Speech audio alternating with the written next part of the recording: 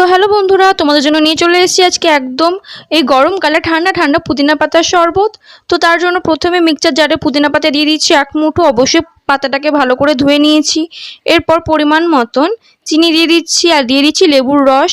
এখানে আমি পাতিলেবু ব্যবহার করছি, তোমরা চাইলে গন্ধরাজ লেবুর রসও দিতে পারো। তো এখানে আমি পাতিলেবুর রসটা ভালো করে চেপে দিয়ে দিচ্ছি আর দিয়ে দেবো পরিমাণ মতন জল। তোমরা তোমাদের পরিমাণ মতন জল দিয়ে দিও। দিয়ে এবার একটা স্মুথ পেস্ট রেডি করে নেব আমি। তো দেখো পেস্টটা কিন্তু আমার রেডি হয়ে গেছে।